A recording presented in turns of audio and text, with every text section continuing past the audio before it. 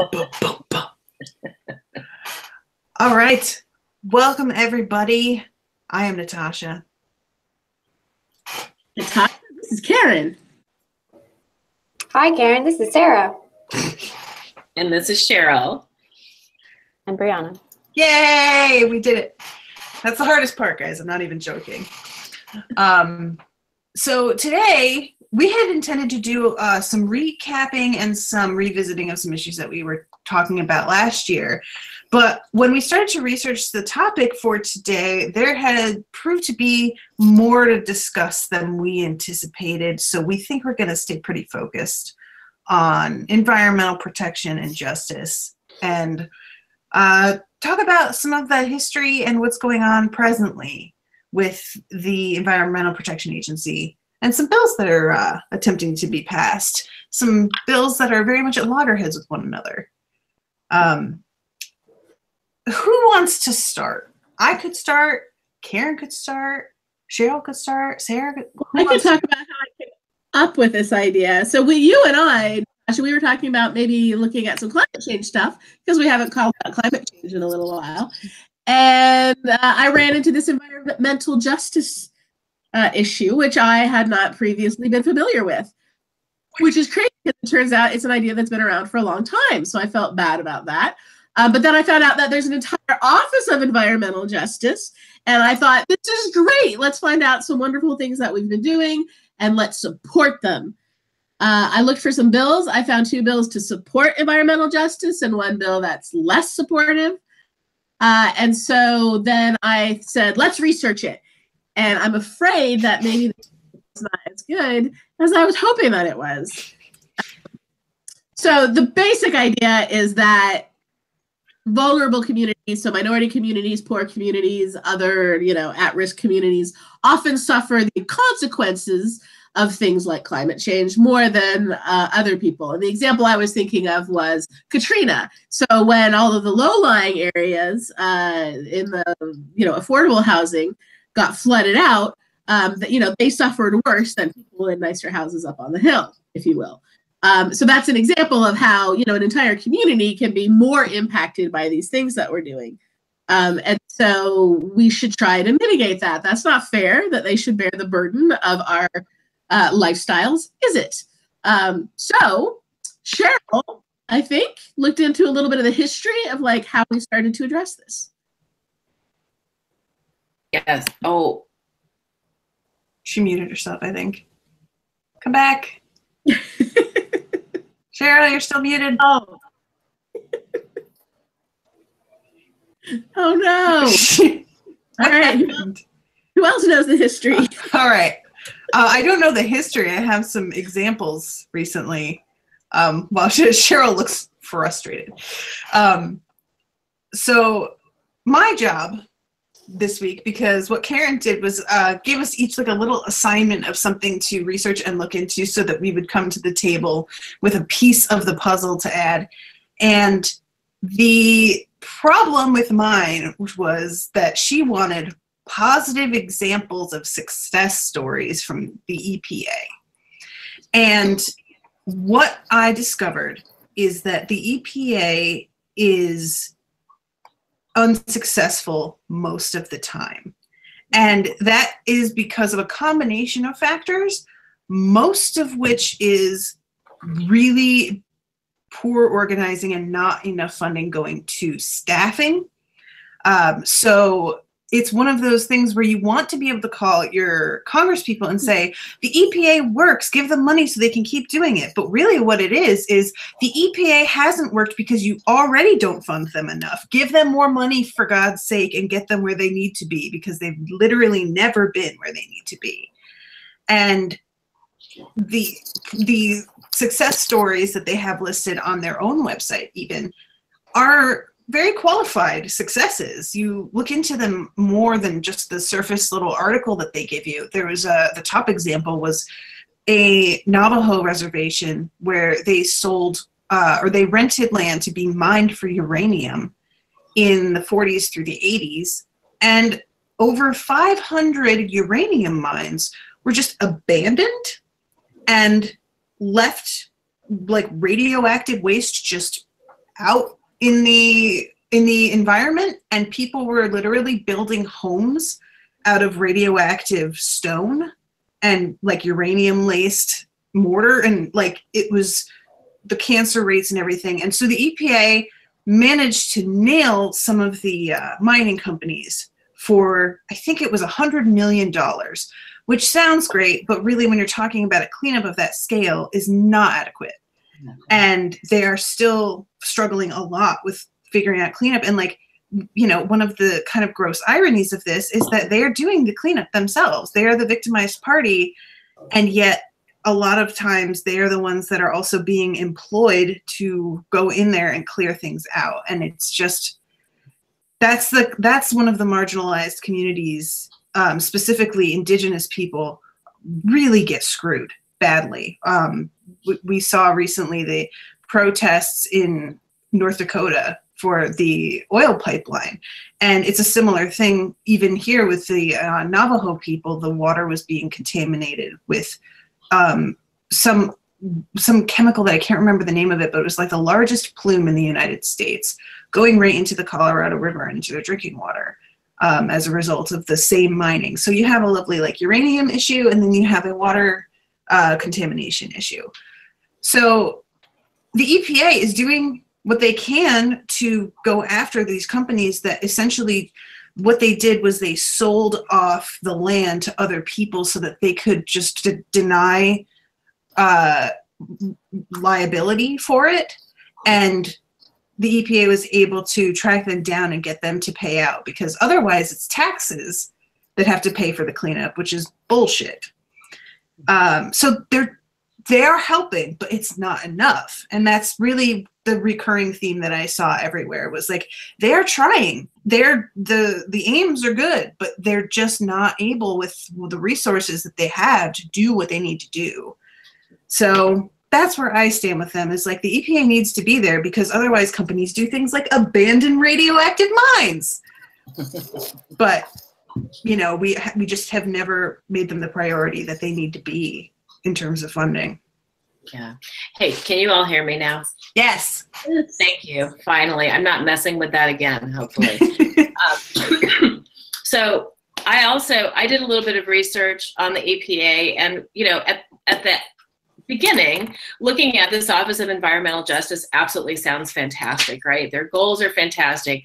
Go online and I find their 2016 to 2020 plan under their former administrator, Gina McCarthy. And as I was looking for information for 2017, it wasn't there. I tried to call the national number, where I got a voicemail. And then I tried a regional number where I talked to a really nice lady in the call center who forwarded me to another voicemail. So I haven't talked to anybody there. But as I was digging around, I said, well, I don't know Gina McCarthy. And I know who Scott Pruitt is. I know he's in charge. I didn't know if there were other people up at the top and Gina McCarthy might still be involved. Well, she's not. So I started Googling a little bit, and I found something from the NRDC, which, because it's a non-governmental organization, is a great place to look for things affecting the environment. I think it stands for National Resource Defense Council. And they had a lot to say about Scott Pruitt and the EPA. So I dug a little bit more. I wanted to make sure I was seeing both sides. That's when I found the press release put out in December by the EPA, where Scott Pruitt was saying that these are good programs and we have to keep them. And then I dug a little further to look at the 2018 budget, and I was appalled, because if you simply pull up the budget and scroll through it, you will see so many places where items that have been funded in previous years are at zero for 2018. Things like endocrine disruptors. Well, those are now going to be covered under pesticides. You know, they have explanations for all of these, how they're going to be covered by something else. And I just had that vision of when you work in an office and you're working with 5 people, and 3 people either get let go or laid off, and those 2 people are left holding the bag for everything. They can't do all that work. So as important as this stuff is, we've got, you know, maybe 2 out of 5 guys, that's totally directional, but, you know, a couple of people left holding the bag for all that work, and there's no way that it's going to effectively get done. Mm-hmm. Very disappointing. Yeah, it's sort of a similar situation to just like, you know, working. What it comes down to, again, is just not being able to pay enough people. And it's something that you would run into if you worked in retail, where they'll cut people because they don't want to. But then all of a sudden you have 3 people doing a job of 6 people, and they are very resentful and start doing less well just because they're missed. You know, like it's not a great, you want to do, I would imagine you would get into that kind of work because you're desirous to do good, and then to see how little it's appreciated or supported would be really discouraging. And I feel like I don't know that I'd be able to sustain my enthusiasm despite knowing that it was like important work if I felt constantly undermined. I don't know, just really frustrating to read. In all of the departments, yeoman's work, but yeah, I mean, there's only so much you can do. And Cheryl sent around that budget to all of us, and it is shocking. Like an overstatement. How many items, how many entire programs they have suggested should just be zeroed out. I guess shocking, but not surprising, because they did say they wanted to get rid of the entire thing, but wow, they really are. All right, so I think, though, that when we were looking for maybe some places where we could point at some success, Brianna did the best job coming up with a place where there actually was a little bit of good news. So what did you find out, Brianna? Yeah, so I did have a lot of trouble, like you guys said, finding anything really super positive. I guess if I were a website designer, I would suggest to the EPA that they talk more about the successes on their website. But here we are. Yeah, let me pull up my oddly set up. You like that? Yeah. So yeah, so I found, I thought because of the demographics, I guess what popped into my mind was the Flint, Michigan crisis with the water, obviously. And so I looked, and with according to census.gov, the median household income there is about $25,000, just over $25,000. Persons in poverty was almost 42%, and persons under 18 were 27%. So the reason I put persons under 18 in there is because I think that those are people who they don't get to vote and can't speak for themselves, obviously reliant on their parents to hopefully vote. But yeah, so according to, I looked on the EPA's website and also looked at just kind of what they're doing with regards specifically to Flint, to the water crisis in Flint. And it looks like they've awarded $100 million specifically for the water infrastructure upgrades and to put some chemical in there I can't pronounce the name of, starts with an O. But to put that in, basically to keep putting that in the water, and it's supposed to kind of seal the pipes and then also help so that the lead doesn't get back into the water then. And according to the EPA, the amount of lead in the water has dropped like in the past year. And so it looks like it should hopefully be working. I think residents still aren't supposed to just drink regular tap water without it being filtered, but it looks like, at least hopefully, it looks to be working, or at least moving in the right direction. And then also, it looks like the EPA is supporting and an agreement with the plans of the state of Michigan to forgive the $20.7 million in water debt owed by the city of Flint. So I kind of consider that a crisis in itself, because if you already have a population of people who are, a lot of them can't vote, and then a lot of them, because they're under 18, and then a lot of them are impoverished. And so they're probably more focused on working rather than voting and, trying to get themselves out of that instance. We don't really need to additionally add on a gigantic water bill to them and when they're already in crisis. So I'm hoping to see that maybe that will continue to go in a good direction. So I know it's been a kind of a fight for them. So. Mhm. Well, that's a great example of a community that's been hard done by, and someone that I personally would be okay with some of my tax money going to support, because it's not their fault. Mhm.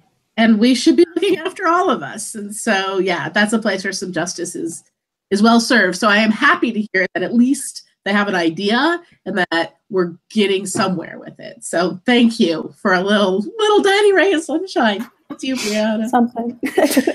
All right, Sarah. We were going to talk a little bit about states, I think. What do you know? Can you hear me and see? Yeah, can hear you and Yes. see. I cannot. My computer's for. You know what you.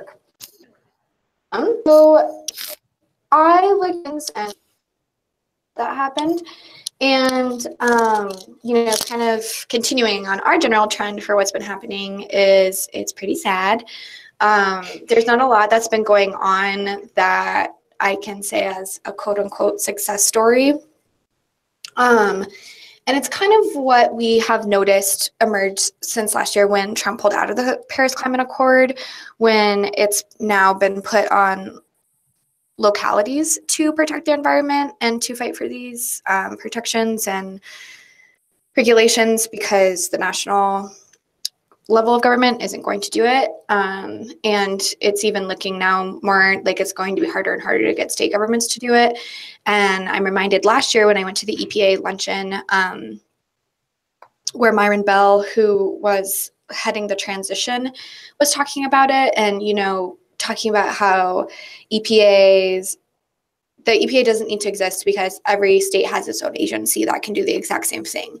And, that's true, but it's not true because most states aren't actually going to be held accountable to do what they need to do.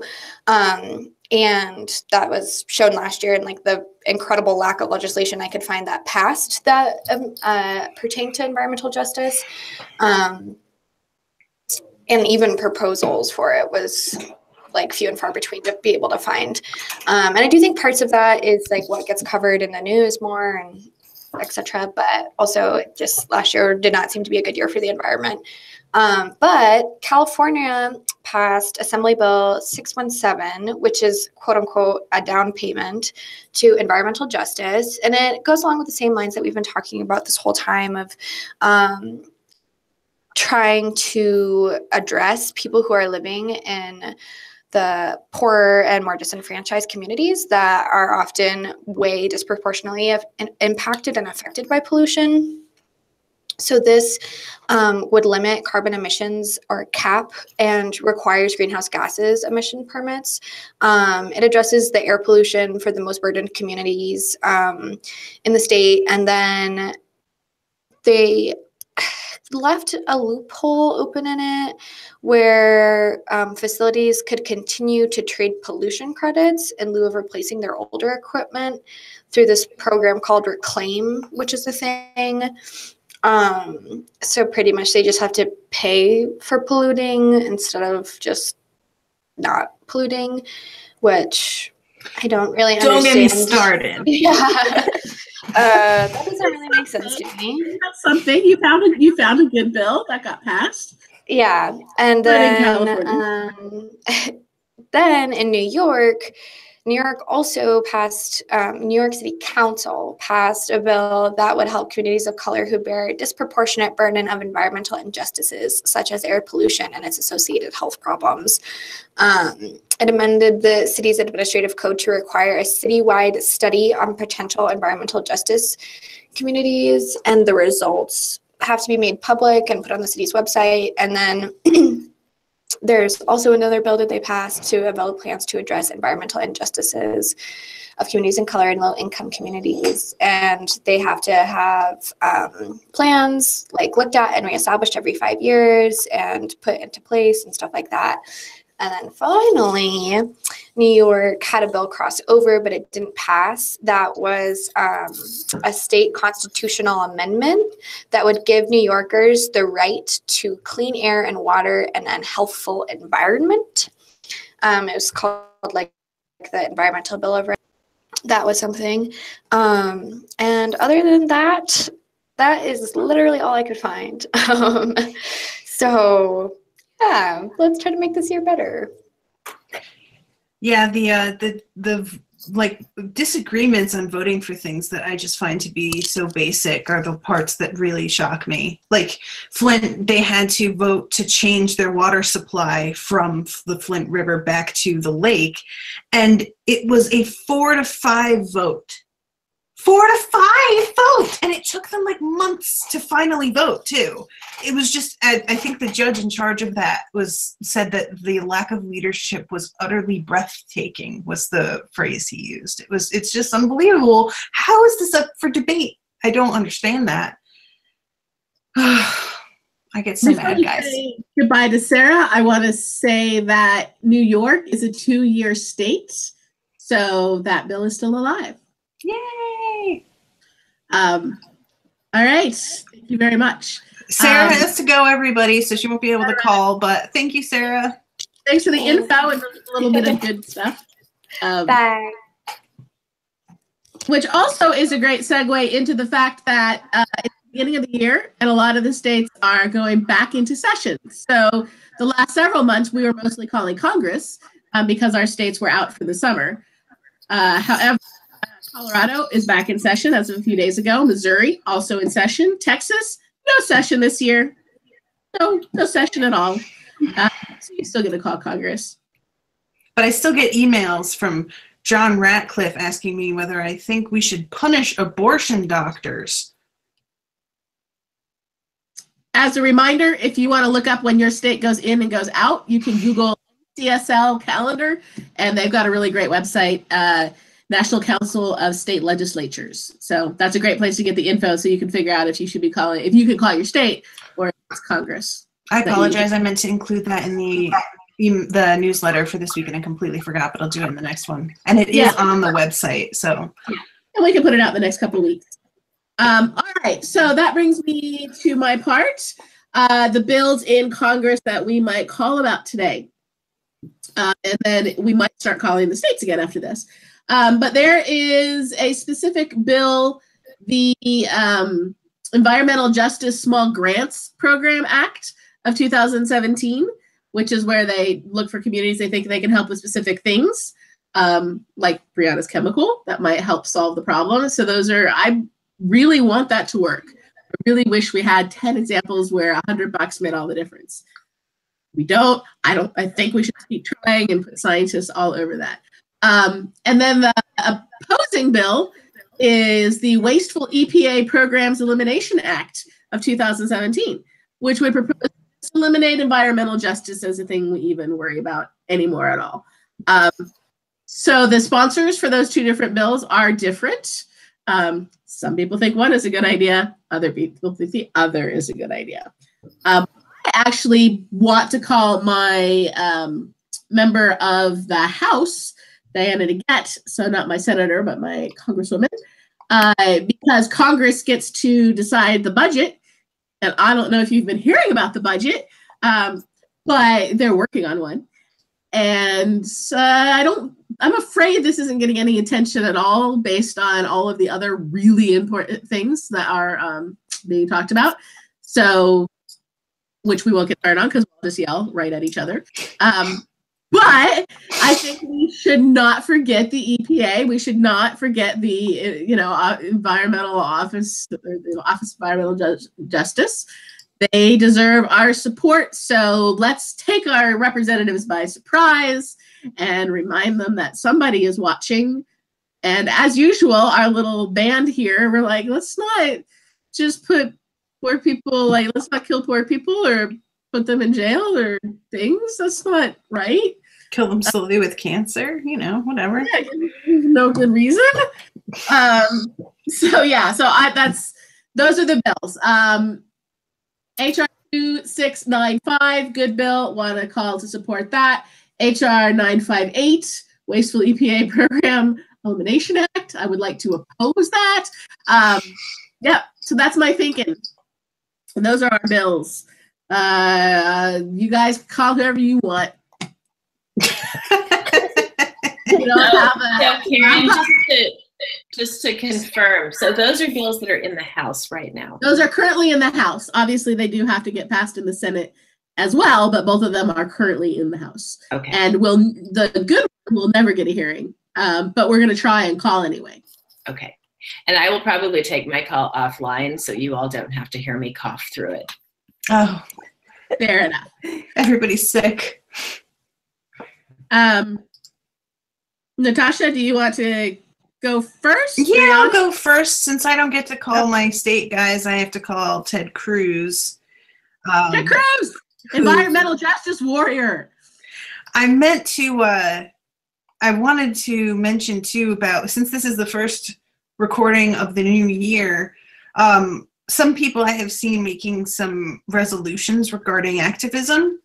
And I just wanted to put that out there in case anybody was like kind of not sure. Mine is going to be working on the Beto O'Rourke campaign to dethrone Ted Cruz, mostly so that I don't have to hear his insipid voice on his voicemail anymore. That's really the primary reason.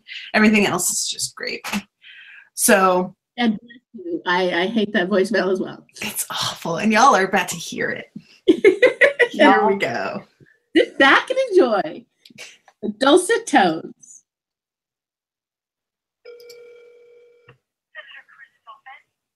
Hi, I would like to leave my opinion about a bill. My name is Natasha Kingston, and I'm from Denison, Texas, zip code 75020. I wanted to ask Senator Cruz to oppose H.R. 958, currently in the House, but since Texas isn't in session right now. It's a bill to terminate all existing grant programs of the Environmental Protection Agency. And the EPA is incredibly important for protecting marginalized communities. Flint, Michigan's water supply being a prime example. And I really think that dismantling this program would be a huge mistake and really harmful to Americans. And in the same vein, I would like him to support HR 2695, Environmental Justice Small Grants Program Act of 2017. Do you need any other information from me? Okay, thank you very much. Thank you. Have a good rest of your afternoon. Thank you, you too. She was so not chatty. No, but she was so nice. She was a human being. Yeah. How lovely. But to clarify, Natasha, I think I may have misdirected you. You still have a congressperson. It's just the state that is not meeting. Oh, right, yeah. But your representatives in Congress are all still there. I always do that. Yeah, you're right. Yes, it's cool. We're cool. But you probably went. Hard time figuring out. All right, who's next? I can go next if you want. Bring it. I took your script and I changed it a little. So when we call the same people, they don't know maybe. Okay. Will be the only So call I'm gonna. on this topic this year. I think they'll know. Yeah. So would you also recommend like leaving a voicemail, because we know no one's going to get a hold of Cory Gardner, or like just in general? Like, do you, Yeah. even though I plan to call Diana, look, we're on a first name basis now. Me and Diana. If you're calling Diana, then I will call Michael. I don't know if there's any point in calling my Republican. I'm going to call my Democrat and ask for their support. I think the support is easier to get than the opposition. Okay. This is me, So yeah, though. so do you, yeah, no, you're, I mean, you're not even going to get a person if you call. I'm more of a other coalition ones. builder, really, than a tear it down Yeah. person. So do you want me to call Bennett instead, or do you want me to call Diana? We're in the same boat here. We kind of live in the same place, so. Which one are you taking? I think you cut out, so I don't know Yeah, what I you think said. she missed that. Sorry. Is Karen frozen or am I frozen? I think Karen's frozen. Okay. Yeah, because I can She hear you was fine. frozen. Okay. Here, I'll find. Call whoever, Bennett. and she'll probably just call whoever you didn't call once it's her turn. Okay. I'll pull up Bennett's and.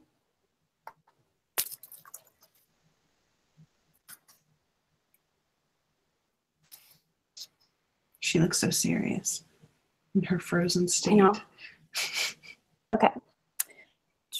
Let it go, Karen. Get it? Okay, Denver Metro office. I'm gonna give Bennett a call then. 3. This is so foreign to me to use my phone because even like to call people because even at work, I just use my headset through my computer to call anyone for everything. So it's always throws me off. Same. Okay. We're going to give this guy a whirl.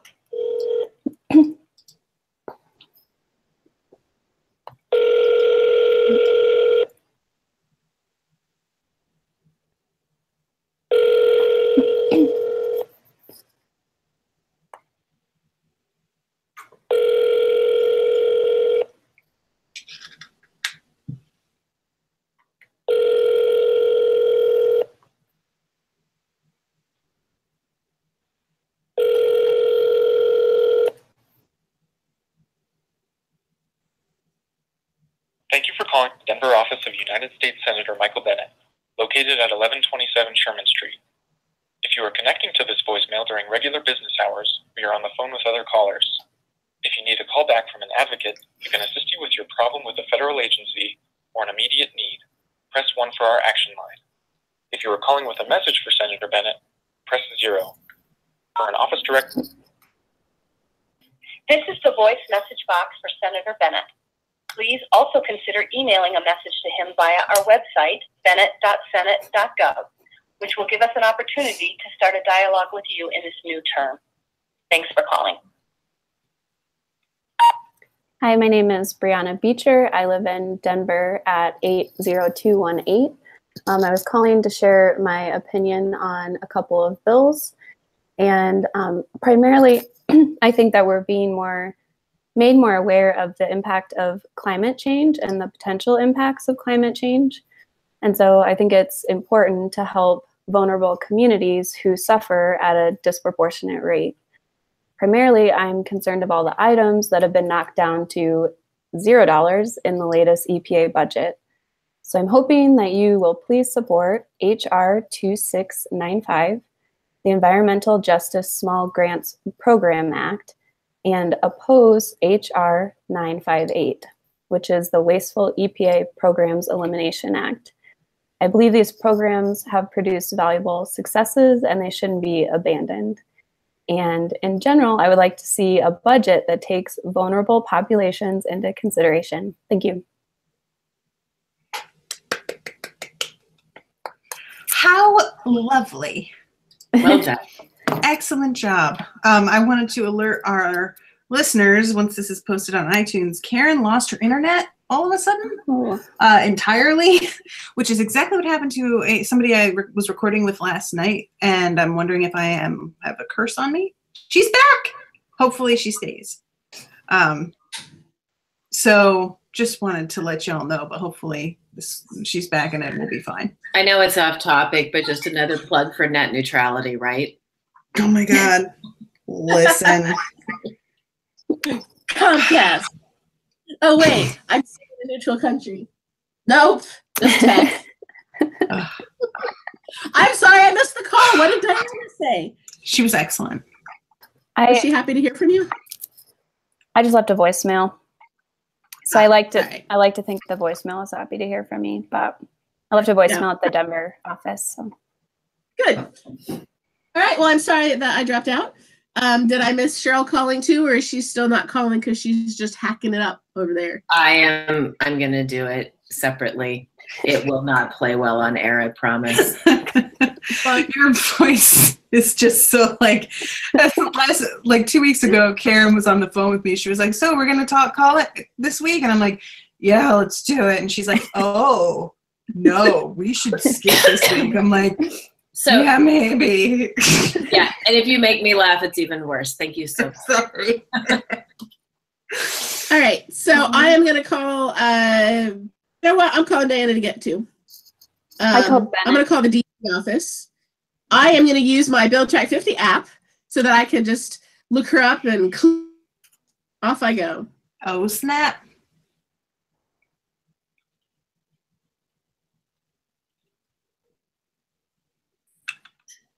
Good enough.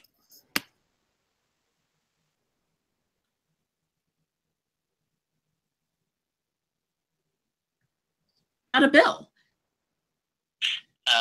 Yes, of course. Great. So I'm sure you've been hearing about a lot of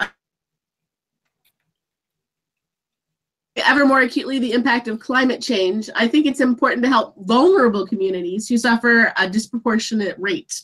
So even though Scott Pruitt issued a statement of support for the Office of Environmental Justice, I'm concerned about how many items have been knocked down to $0 in the latest EPA budget.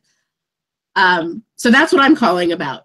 I think the programs have produced some successes, and I don't think we should abandon them. In fact, I think we should try even harder.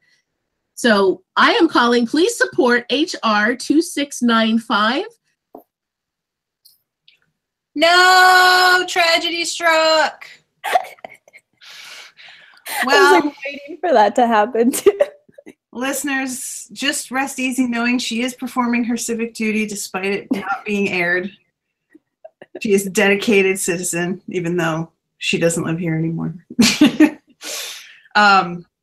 Well, damn, that was unceremonious. I guess that's everything, though, because we all made our call. Cheryl's going to make her call after. We talked about our topic, so I think we can wrap up this week. She's coming back. Not important. I trust that she will act on it. And do you need any other information?